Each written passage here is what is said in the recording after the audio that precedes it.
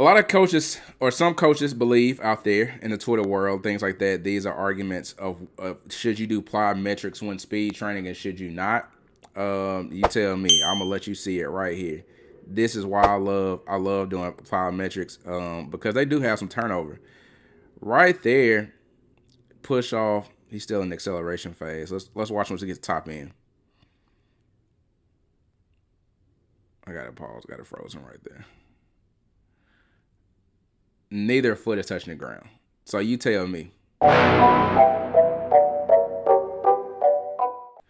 What's good, everybody? I'm Justin Miller, host of Legends of Athletics, and we're back with another episode. If you like the content, don't forget to like and subscribe. So for today's video, I want to take you guys a little bit behind the scenes of what I do as a sports performance coach. And one of the main things that we do at Legends of Athletics is pride ourselves on getting kids and athletes faster and stronger and just being better overall athletes. The thing about sports is it's been said that speed is the tide that raises all boats.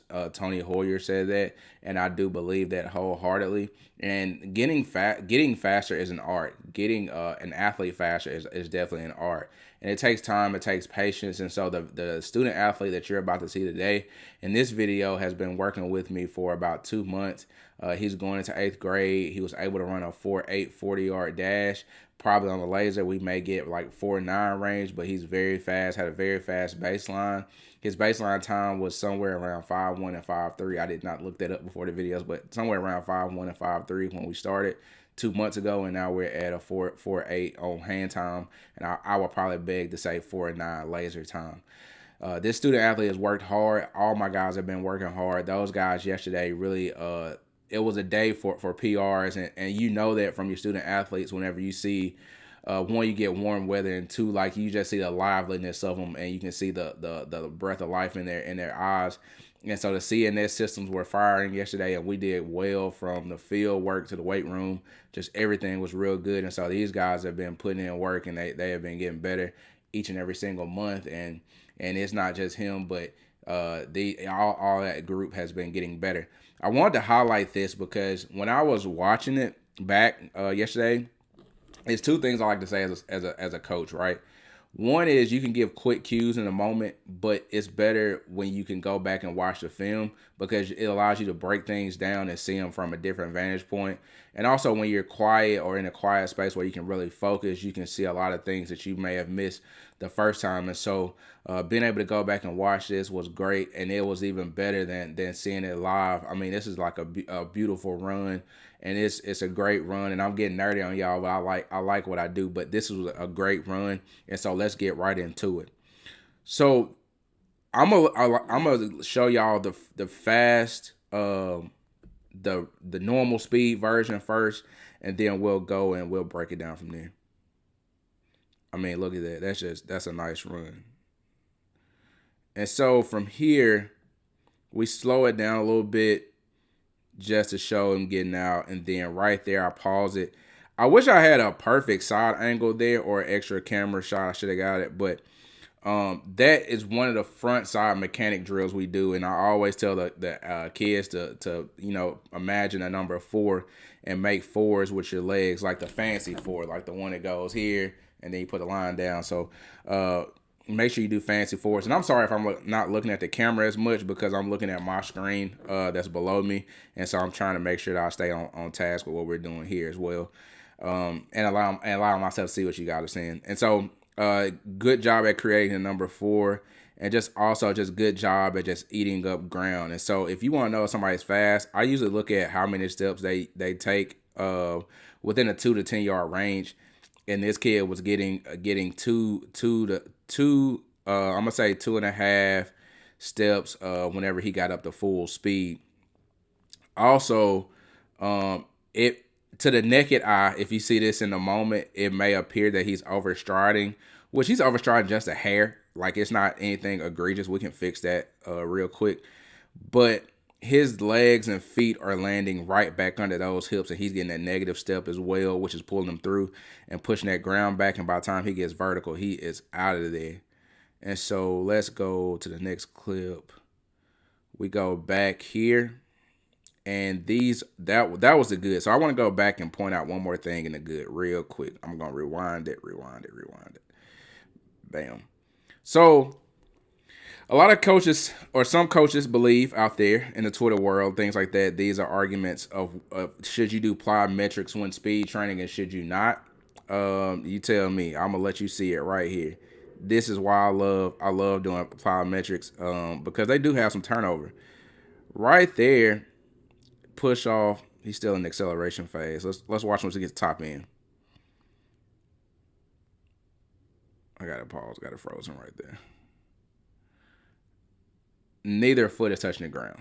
So you tell me.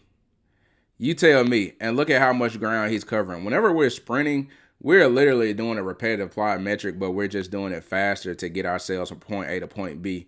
Speed is all about how quick we can or how fast we can move our hips through space. That's really the true measurement of speed. You see a lot of guys that can't get that time off the ground and get any air time, and that turns over into a slower athlete. This guy right here, even when he's going flat footed, the grass is a little thicker. I wish we would have been on track or had a track available, but the grass is a little thicker here. But even when he's going flat foot, look at that ankle rocker right there.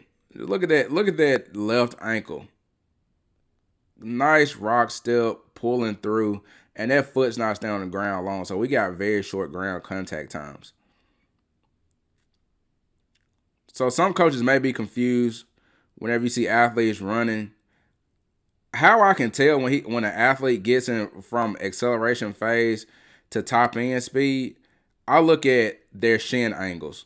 Because the more you get to top end, the more vertical your shins become. Right here, let's talk about some of the things that we can clean up right. Some of the bad. This right here, I'm going to start it back. I'm going to go all the way back to the top. I don't care about false steps. I used to be a coach that was big into preaching about false steps, but then like you realize like that step actually makes many athletes faster, and it doesn't take off as much time as we previously thought. But this is the thing right here that I would love to clean up. Our first step, we don't even get. I don't think we're getting half a yard because he takes that step out, but also to the side, so laterally, and then the back leg is pulling through and doing a lot of the work. Also, with his left leg, we're not covering as much ground. So that right leg is powerful. Like that right leg is pushing and pulling us through. But like when we're going to the left side, we're not getting nearly as much ground covered. But he's young right now. So over time, it's going to get a lot better. But like I love the running form. Like look at where that, hold on, I'm going to pause it right there. Look at where that knee is. Look at that knee and hip, and where that toe off is. This is why I'm a believer in drills. Again, some people are not. I'm a believer in drills because you just train the brain on what you want to do. Entertain your brain. You just train the brain on what to do. And I love those drills just for that reason alone. Like I said, this is just great work. Bam, bam, bam. And he's just moving through space. I mean, I wish I could tell you guys exactly what our 10-yard time was. His is decreased quite a bit, but sometimes 10-yard times and 20-yard times do have an effect on athletes. Sometimes they don't correlate to faster 40 times. Yesterday, one of the things we did before we ran these 40s just straight up was we did some slight sled runs. And so those things really, I think those turned over into having big dividends, paying big dividends for us whenever we got to our regular runs or our free runs. And so those are the things that make us great. Those are the things that make us good athletes. And those are things that really channel into being better overall going into the season. We got 2 months before we start football. So one thing that we're probably going to do is just, try to maintain at least for a little while, maintain our new PR, assimilate to it and work within it. And then we may push one more time to see if we can peak one more time, which will give us 2 peaks within the offseason going into the season. And so I'm very proud of these guys. Love each and one of those players. Love all my guys and girls as well. And so it just does me good whenever I see the work come together, when I see everything because I know the work that it takes to get there. It's a lot of detail. A lot of times on social media, what you see is coaches tell you, like, do this drill and you will get faster. Do that drill, you'll get faster. But speed is one of the things that it just takes detail. It takes hammering down the details and continue to go over those each and every day and going over those multiple times, because you have to work with the brain. You have to work with the body positioning, and you have to get used to being in those different positions, learning those positions, and then executing those positions at the highest level possible. And so that's why I want to do this video. I hope this video was great for you that watch it. If you like the content, again, you want to be better, you want to be faster, you want to be stronger than the rest, hey, do what legends do. That's why we over here. And as always, be legendary. Thank you. Don't forget to like, subscribe again.